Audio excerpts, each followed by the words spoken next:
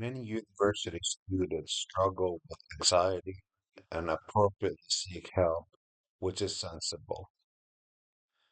One must not remain laying in fire, as the unknown soldier puts it. Yet ultimately, the heaviest work always remains one's own.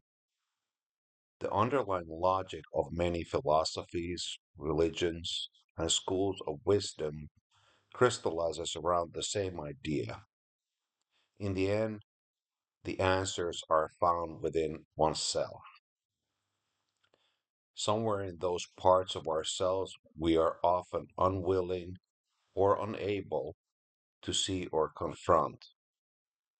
Oscar Wilde, the statue in the thumbnail, famously said, "Nothing that is worth knowing can be taught."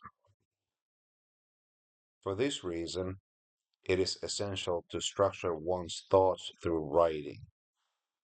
Writing anchors thoughts and identity against the shifting winds of circumstance and the persuasive pressure of others. Yet getting started can be difficult, and it is precisely where the white font technique comes helpful. The moment you write something down on paper or on a screen, a relationship to the issue begins to form. At its worst, anxiety can feel like an undefined, trembling mass where everything connects to everything else. The body accelerates, anxiety feeds upon anxiety. This is why breaking things into parts often becomes necessary. The best way to do this is by externalizing thoughts onto paper or onto a computer screen. Yet writing itself can become difficult for many reasons. People who have experienced trauma may unconsciously avoid beginning because writing would make events feel real, while mild dissociation may partly protect a person from distress, even as it simultaneously sustains it. Still, the architecture of human understanding is based on differentiation, the division of the world into actors, subjects, and objects of action. Writing creates a wedge between the self and the problem. A central figure in narrative psychology, Alice Morgan, almost like a battle cry, summarized the externalizing effects of writing in these words: problem is the problem, the person is not the problem. Many people already know this. Writing frees mental bandwidth, yet beginning can sometimes feel impossible. Creative writing teacher Natalie Goldberg's 7 rules for writing are particularly useful here. Keep your hand moving. This way you remain the creator, not the critic. Lose control. Writing requires this because it's personal, sensitive, and sometimes demands vulnerability. Move away from self censorship. Be specific. Do not write tree, write old oak. Sometimes it helps to write through all the senses, what something looks like, sounds like, smells like, tastes like, and feels like. Do not think, or if you think, write down the very first thing that comes to mind, exactly as it appears. At first, grammar, spelling, and punctuation do not matter at all. Give yourself a permission to write the worst garbage in the world. Aim toward pain, or toward places where many meanings are simultaneously present, much like in great art. The white font technique may be one of the best ways to achieve this. The power of the white font writing. Barton Fink by Joel Cohen and Ethan Cohen won an Academy Award in 1991.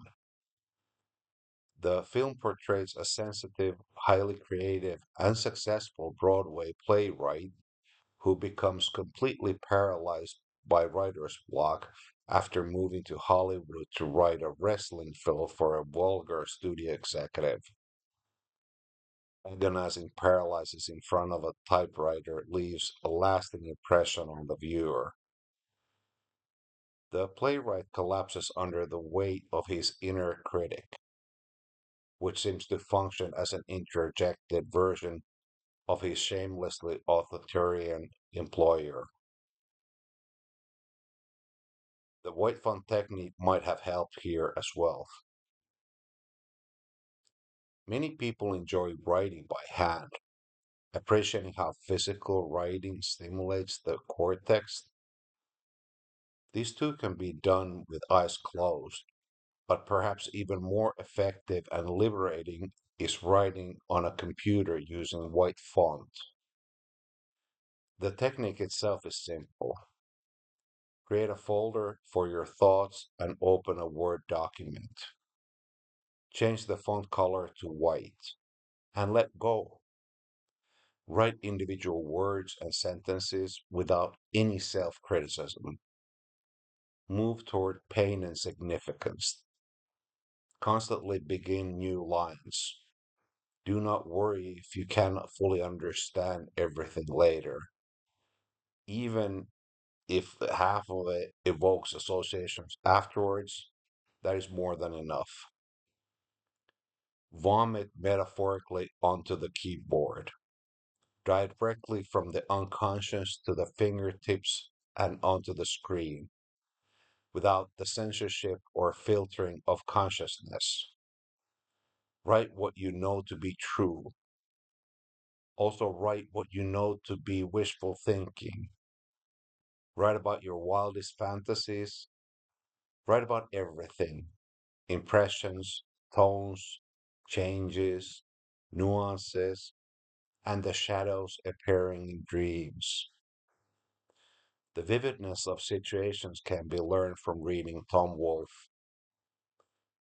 Be sweetly, unconventionally, and abrasively sharp. You can also dictate onto Word using white font, which resembles a strangely postmodern and self directed version of the classical psychoanalytical method. Psychoanalyst Christopher Bolas called precisely this kind of material the unthought known. Human beings carry vast amounts of psychological material that they know but have never truly thought about. Continue, continue, and continue. Save the document occasionally, go for a walk if necessary, and then continue again. Sometimes, days or even weeks later, curiosity wins. Open the file again and change the font back to black. Suddenly, you may see things through entirely different eyes. Try to find something that takes you back to the original moment of writing, and from there into the third place altogether. Shoot for traces leading toward the unconscious. Then write a photographic glimpse, an icon, or a cubist flash of the event, mood, thought, feeling, or image that emerged. Then move on to the next one. At this stage, something previously preconscious or sleeping beneath the surface is lifted into awareness. Something that later can perhaps only barely be reanimated. Writing allows it to float on its own. Radical honesty complements the principles of narrative psychology remarkably well. Within radical honesty, people's endless lying to themselves and to others is seen as the root cause of many problems.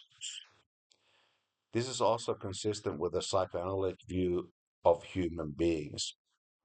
People often do not even know why they act the way they do, let alone describe it honestly to others. Evolutionary psychology contains similar undertones.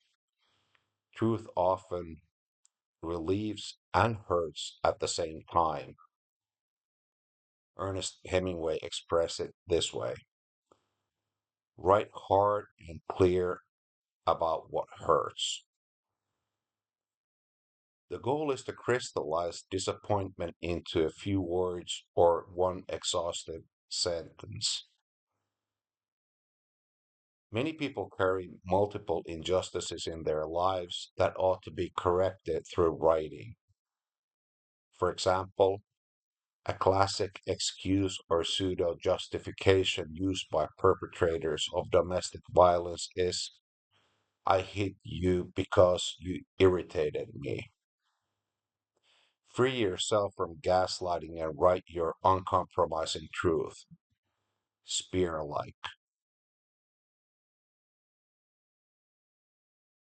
The condensation is for you, for yourself, but it can also function as a bridge into the mind of a trusted other. Instead of talking your friend into exhaustion, try creating the right emotional atmosphere and sharing disappointment in crystallized form. In this sense, you can Google your friend's brain. What associations came to their minds first? What do they think? What do they feel? At the sources of authenticity. The white font technique inevitably opens a connections to primary and universal emotions that everyday life often buries beneath its pressures. Joy, sorrow, anger, fear, disgust, surprise, and overload are universal emotions and states with not only a clear biological foundation, but also a function significance in our relationship to the outside world. For example, a violation of one's physical boundaries easily produces anger, yet perhaps anger and the permission to feel it are unacceptable within one person's self-image and are therefore denied. As a result, anger often turns inward, which, according to classical death psychology, forms the core of depression. A person may deny anger, leaving guilt and perhaps shame as psychological residue. Consequently, maintaining boundaries becomes increasingly difficult, and people may consent to things they otherwise never would. One emotion can conceal another, often more vulnerable feeling underneath. Frequently, there is little room left for primary emotions because they are inhibited by secondary emotions such as guilt, shame, inadequacy, imposter syndrome, envy, and many others that already contain the gaze of another person within them. Whereas primary emotions emerge from within and express self determination, secondary emotions often represent negotiation with external reality driven by the need for acceptance. Socialization requires these secondary emotions, but if they take over completely, contact with one's inner core may be lost.